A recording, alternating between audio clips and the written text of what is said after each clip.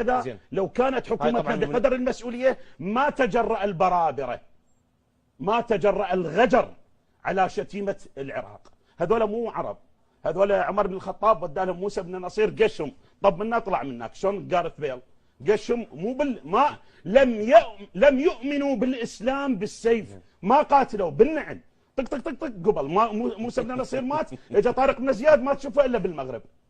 بينما شوف هسه على شرق هاي شنو احداث تاريخيه؟ لا نعم هاي مو من عندياتي، مو من عنده. اي نعم.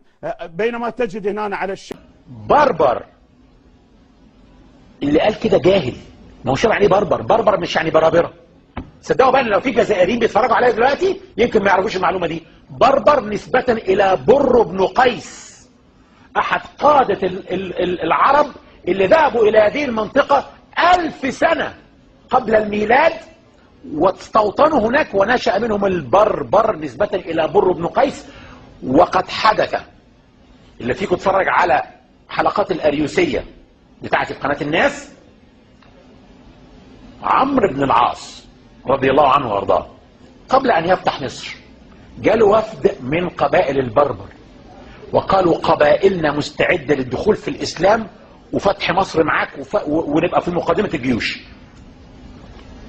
فقلق، قرار خطير مش هو اللي هياخده، لازم امير المؤمنين. فارسلهم الى سيدنا عمر بن الخطاب في المدينه، فلما سمع منهم بكى وقال هؤلاء ابناء بر بن قيس الذين قال لنا عن احوالهم رسول الله.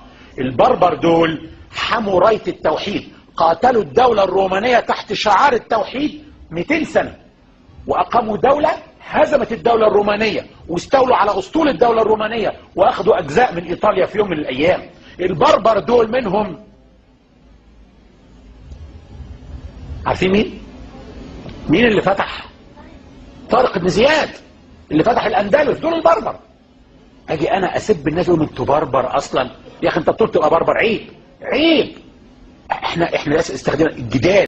قلت له أنت شلون تنسى؟ قال لي منين؟ قلت له أنا هيك ارتجلتها والله يا حيدر، أنا العراق عين العرب وراءها والآخرون كلهم الباء. عرب 3 حروف، عين راء باء. العراق أول حرف من اسم العراق. العراق عين العرب وراءها والآخرون كلهم الباء. شلون تنسى؟ يا أهل العراق ومعدن الشقاق والنفاق ومفاسد الأخلاق، يا بلد المليون مومس، مو مليون شهيد، بلد المليون مومس ولقيط. العراقيين اطفالهم يقدمون لكم الورود. اي خال بس هسه الشهداء نعوفهم على صفحه استاذ حسين. الجزائر بلد عربي اسلامي شامخ، ضحى كثيرا حتى وصل الى ما وصل اليه.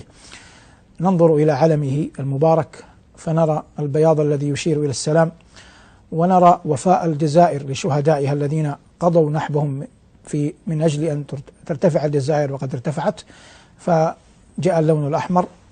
الجزائر المتطلعة إلى الحياة الرغدة فجاء اللون الأخضر. اعتزاز الجزائر بالإسلام فجاء الهلال والنجمة. الجزائر حبيبة إلينا جميعا في المملكة العربية السعودية، حبيبة إلى كل مسلم. إذا ذكر الجهاد في العصر الحديث بحق تذكر الجزائر، بلد 1,500,000 شهيد. وهم يقولون 1,500,000. أنا مزحت معهم، قلت في الابتدائي درسنا نصف مليون، ثم في الثانوي 1,000,000، ويوم جيت عندكم انه 1,500,000. قلت حي وانعم واكرم. الجزائري باختصار، الانسان الجزائري كريم صريح شجاع صادق.